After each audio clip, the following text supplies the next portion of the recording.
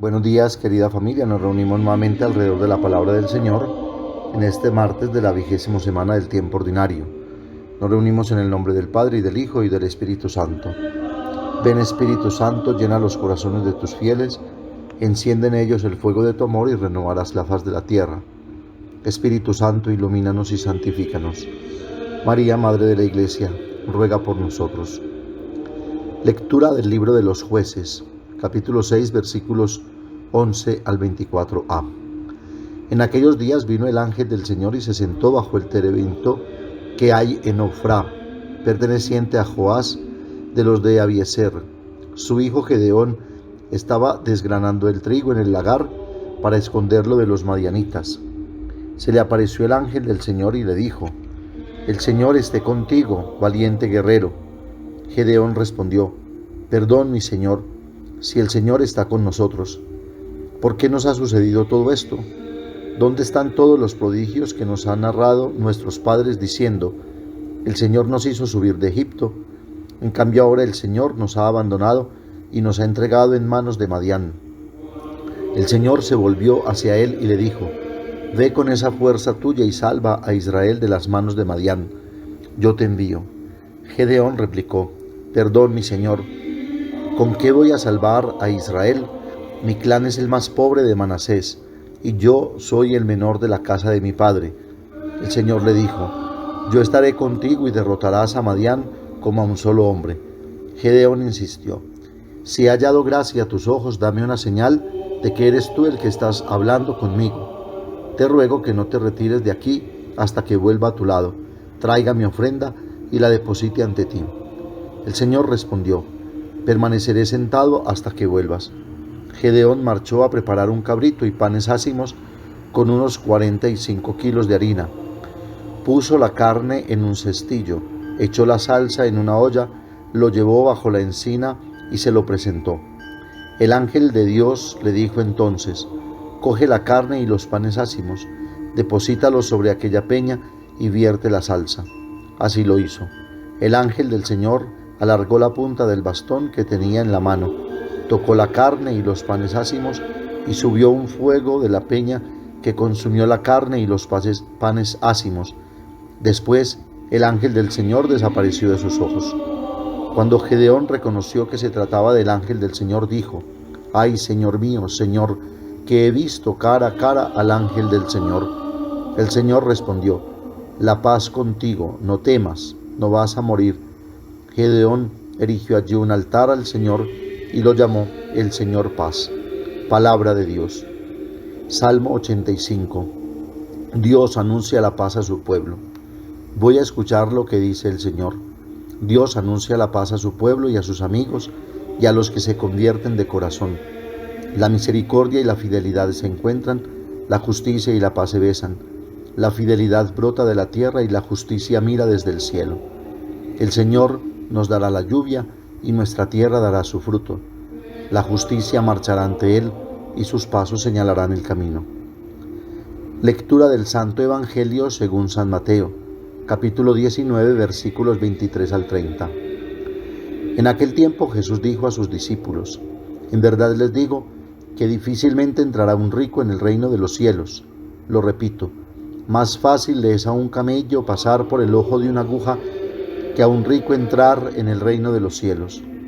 Al oírlo, los discípulos dijeron espantados: Entonces, ¿quién puede salvarse? Jesús se les quedó mirando y les dijo: Es imposible para los hombres, pero Dios lo puede todo. Entonces dijo Pedro a Jesús: Ya ves, nosotros lo hemos dejado todo y te hemos seguido. ¿Qué nos va a tocar? Jesús les dijo: En verdad les digo, cuando llegue la renovación y el Hijo del Hombre se siente en el trono de su gloria, también ustedes, los que me han seguido, se sentarán en 12 tronos para juzgar a las 12 tribus de Israel. Todo el que por mí deja casa, hermanos o hermanas, padre o madre, hijos o tierras, recibirá 100 veces más y heredará la vida eterna. Pero muchos primeros serán últimos y muchos últimos primeros. Palabra del Señor. Hoy nos encontramos en la palabra de Dios que se nos proclama delante de un contraste constante en el camino de la fe. Contraste entre fuerza y debilidad, entre pobreza y riqueza. Como vemos, toda realidad humana es por sí misma ambigua delante del problema del creer, bien sea por el sentimiento de impotencia frente a los problemas, sufrimientos, miedos, frustraciones, dudas, interrogantes, etc., o delante de la opresión o de la riqueza. Como vemos, una realidad que está siempre delante de nosotros, pues siempre el hombre, sea rico o pobre, debe morir en la elección, si creer o no creer en Dios.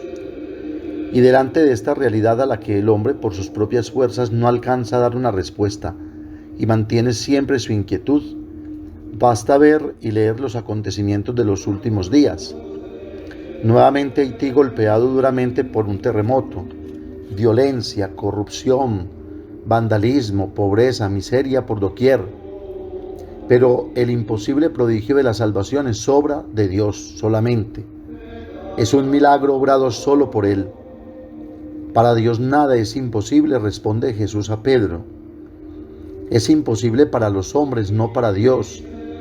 Y este es el principio que debe mantener la esperanza y la seguridad que habrá siempre un prodigio, porque es de Dios que viene la salvación, más allá de cualquier ambigüedad escondida en las inmediatas motivaciones humanas, como aquellas de Gedeón. Si el Señor está con nosotros, ¿por qué nos ha venido encima todo esto? O aquellas de Pedro, pues nosotros lo hemos dejado todo y te hemos seguido, ¿qué nos va a tocar? En la vocación de Gedeón, referida en la primera lectura de hoy, se manifiesta la forma aparentemente extraña en la que Dios elige sus instrumentos para intervenir en la historia de su pueblo. Gedeón no es una persona de gran importancia. Él mismo se lo indica al Señor, que lo llama. ¿Cómo puedo yo librar a Israel? Precisamente mi familia es la menor de Manasés, y yo soy el más pequeño en casa de mi padre. ¿Por qué elige el Señor un instrumento tan débil, tan despreciable, de la familia más pobre y la más pequeña? Son los designios inescrutables de Dios. Pablo dice en 1 Corintios 1, 26, 29, mirad, hermanos, ¿quiénes habéis sido llamados? No hay muchos sabios según la carne, ni muchos poderosos, ni muchos de la nobleza. ¿Ha escogido Dios más bien lo necio del mundo para confundir a los sabios? Y ha escogido Dios lo débil del mundo para confundir lo fuerte. Lo plebeyo y despreciable del mundo ha escogido Dios, lo que no es, para reducir a nada a lo que es, para que ningún mortal se gloríe en la presencia de Dios. Esta manera de actuar de Dios la volveremos a encontrar más tarde, cuando Gedeón tenga que luchar contra los madianitas. Al ver su fuerza, convoca a todos los israelitas, un gran número. Vienen a pelear unos 32,000 hombres. ¿Y qué dice Dios? La gente que está contigo es demasiado numerosa. Y Dios propone una manera extraña, reducir el número de combatientes y dejarlos al mínimo, para que no sea jactancia de Israel, sino su gloria y su poder, el que se manifieste en medio del pueblo. Y no diga el pueblo que han sido ellos los que han salvado a Israel, porque la salvación nos viene del Señor, que hizo el cielo y la tierra, y Dios quiere atraernos a todos hacia Él, que es el Señor. Dios se manifiesta en lo pequeño, en lo débil y en lo frágil, para revelar su grandeza y su proyecto salvador, para que el deseo que ha infundido en el corazón del hombre lo atraiga siempre hacia Él. Dios elige regularmente sus instrumentos de esta manera. San Pablo lo expresa maravillosamente hablando de su vocación, que estimaba de manera extraordinaria. Dice en 2 Corintios 4:7, llevamos este tesoro en vasijas de barro, para que aparezca que una fuerza tan extraordinaria es de Dios y no de nosotros. Esto quiere decir que llevamos las gracias de Dios en una condición de debilidad, de enfermedad humana, para que el hombre no se atribuya lo que en realidad viene de Dios. Todo se nos da por gracia de una manera inmerecida. Si nos atribuimos a nosotros esta fuerza que solo viene de Dios, Sería un gran error y un daño, especialmente para sí mismo, pues si el hombre se encierra en sí mismo, en su egoísmo y soberbia, se atrae todos los males de los que ya somos testigos en nuestra sociedad y en la realidad del mundo. No vivimos ya en el amor de Dios y menos en el amor al hermano. Cuando Dios no es el centro de gravedad de nuestra vida, nos perdemos en la inmensidad del universo. Nos separamos de la fuente de todo bien. Nos encontraremos solos y aislados, todos buscando su propio bien y seguridad. Viviremos sin alegría. No alcanzaremos una verdadera plenitud. Por eso Jesús quiere dejar claro: difícilmente entrará un rico en el reino de los cielos. Más fácil le es a un camello pasar por el ojo de una aguja que a un rico entrar en el reino de los cielos. Por eso, si se acepta una condición humilde, entonces se podrá recibir verdaderamente toda la abundancia de la gracia divina. Gedeón exclamaba: ¡ay, Dios mío, que he visto al ángel del Señor cara a cara! Pero el Señor le dijo: paz, no temas, no morirás. Como Jesús le responde a Pablo, que lo suplicaba en su angustia: te basta mi gracia. Y como dice Jesús resucitado a sus apóstoles encerrados por miedo: la paz esté con ustedes. Les doy la paz no como la da el mundo, sino como la da el resucitado.